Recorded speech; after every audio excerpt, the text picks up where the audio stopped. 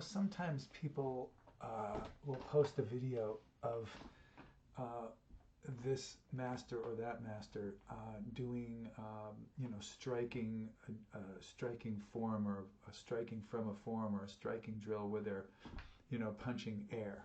They'll do the, sometimes they'll shake their coat or they'll do this kind of, and they'll punch air, and somebody will go, wow, that's so powerful, or it's amazing, or how powerful or how formidable this or that person is. And I don't know. They might be, they might not be, but punching air to me only can show me whether somebody has good mechanics. I can see whether they're twisting their knees, whether they're lifting their shoulders or blocking the chain in some way.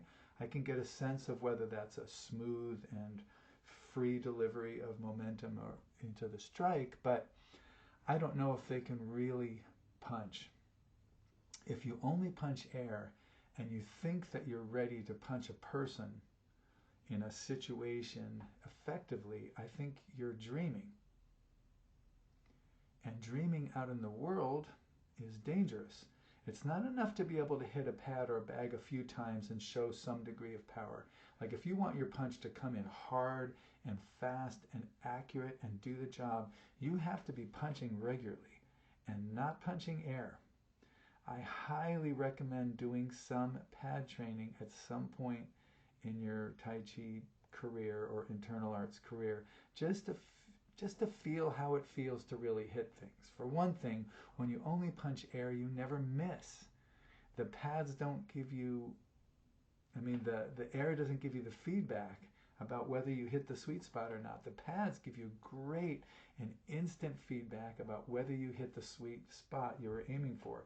And there is a spot on that pad that will tell you. And if your holder is good, and it doesn't take too long to get pretty good at holding pads. You just need a little instruction. Maybe there's someone on YouTube who can help, or maybe a teacher can help, but it's not that hard.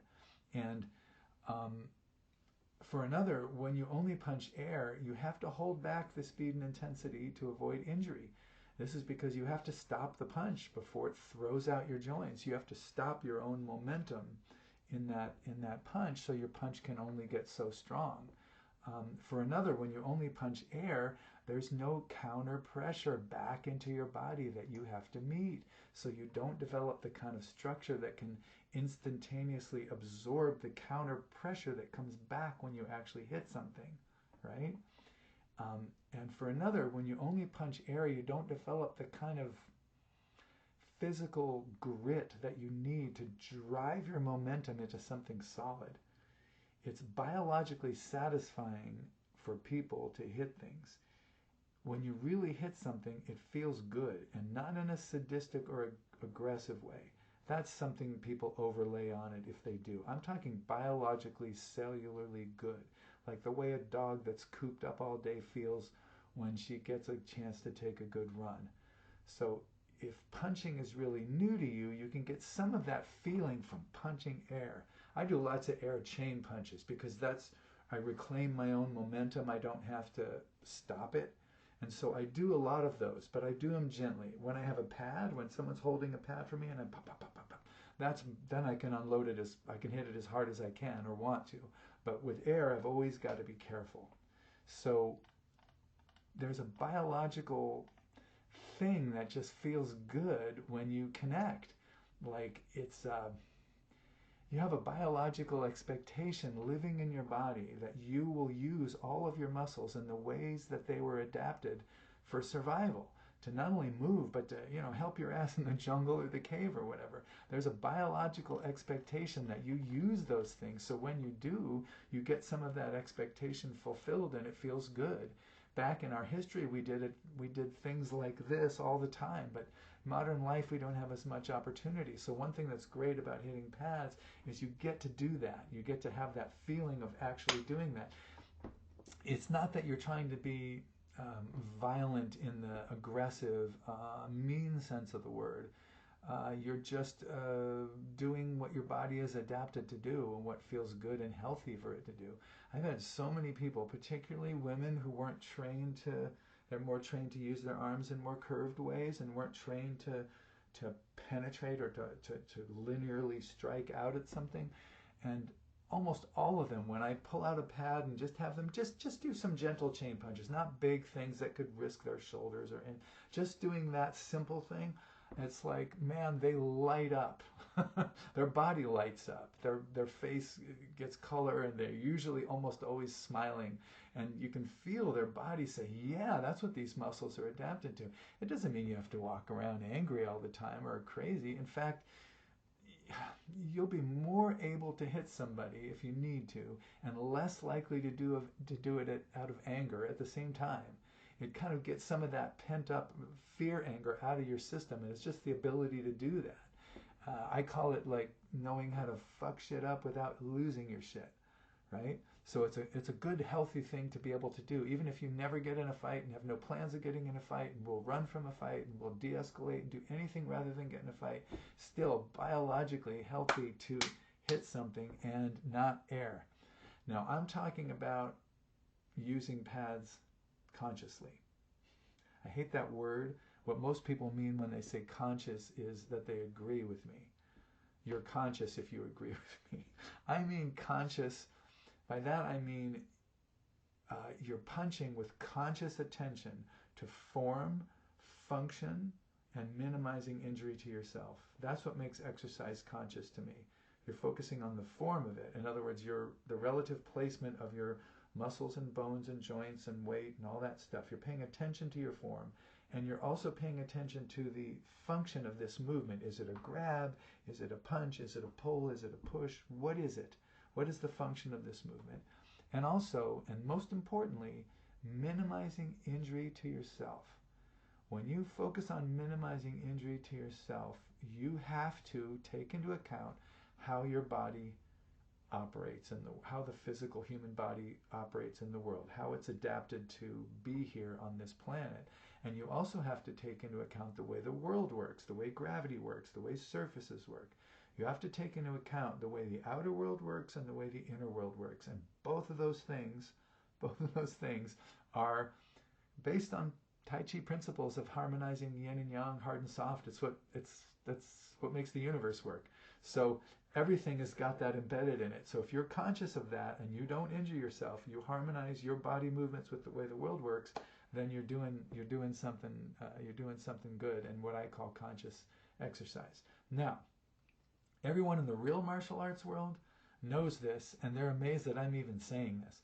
But there are a lot of people in the internal arts world or in the soft style world who think they're ready to hit something, even though they rarely ever do. That to me is a disconnect that I think can be at least bridged partially by striking with pads. My experience is that if I want something to show up under pressure, then it's not enough to know how to do it. It's not enough to be able to do it. I have to be doing it actively, regularly as part of my life. So I hit pads. I have friends that I do this with, and I send out an email 4 days a week seeing if anybody's up for it. Sometimes all 4 days somebody is, but generally it's at least 2, but very often 3 and 4 days a week. And we do 5 sets of 200 chains on the two-handed pad, and we do sets of 25 left and right, front foot, back foot, and then a step through. So that's another 150 much harder punches. So that's 3 or 4 times a week. That gets your attention for sure. I've gotten way stronger from doing this. Everything's gotten better. Cardio's better, power, speed, mobility, footwork, all that stuff. Everything got better from doing the pads.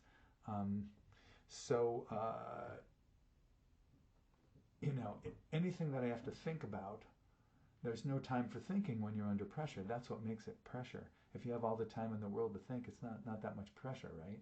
So if I want something to be there for me at a moment's notice, it's got to be something I don't think about. So that's why I do it regularly. So yeah, if you're only punching air and think you could blast an intruder in the mouth without seriously fucking up your hand or anything else, I highly recommend testing that idea. And one of the safest ways possible is to find a partner, get some pads, possibly a teacher, and start punching with pads. There's tons of tutorials. I'm sure you can find one on YouTube, or you can find a teacher, or even go to a boxing gym, and you don't have to spar. Sparring's dangerous, especially for if you're older. But to just get good form into your punches, whether it's the speed bag or whether it's the heavy bag, I recommend pads. Pads are great. They really duplicate what would be a headshot or a body shot when you hit a pad. Heavy bags are good, but you can only, just a tricky one. Some punches, if you're not just right on a heavy one, you're going to hurt your wrists. So you got to really have a coach there. But with pads, it's much easier, and also you can move the location quite a bit, whereas a heavy bag is just sitting there. So highly recommend getting some pads and punching something other than air. When I want to see impressive punching, I love watching boxers hit pads, man. I've been to boxing matches, like real ones, and I've just been walking around the outer areas of the little stadium or little armory thing that we have here, and I see, outside the bathrooms that they've made locker rooms, they're hitting pads before the fight. They're ducking and moving and hitting the pads. I'm like, Jesus, that'd be a workout for me just doing that. And then they go into the ring. And, try shadow boxing for 3 minutes, and you'll see the kind of cardio and fitness that these guys have, because they're not just shadow boxing. But you just get your hands up and move and hit and stick and do all that stuff for 3 straight minutes while you're moving your feet the whole time. It's like freaking exhausting. So I really highly recommend striking pads, or just be content with not knowing if you can hit something really hard. But when you think you can hit a flesh and blood object really hard and you've never done it before, you got another thing coming when that time comes, man. I had been doing Tai Chi for a long number of years. I had been doing yoga for a bunch of years. I had been doing all kinds of physical disciplines. I was pretty strong, pretty coordinated, okay. But when I started doing pads about 5-6 years ago, man, the first thing I had to do, my whole body had to become in better condition just from the impact of every punch going through my body. My alignment was good. My alignment was very good from years of doing Tai Chi, so I was ready for it. I told people all the time, Tai Chi is a great preparation, the way we do it, the way I do it, is a great preparation for more serious martial stuff if you want to do it. And I got a chance to put it to the test. I started doing that. I was the oldest person in this group, and I didn't get injured, and I got much stronger. My alignment stood me well. It stood up well. I just had to put more pressure, that pressure of impact through my body to do that. And I'll tell you, it affected my health and fitness in nothing but positive ways. And it was really great. And our teacher, who was the person who was showing us this stuff, he moved away, but a small group of us have, like I say, continued to do the striking part of this art. Like, we do it like 3 or 4 times a week. So that's been really great. So highly recommend it. Take good care. Thanks for watching if you have been, and I wish you well.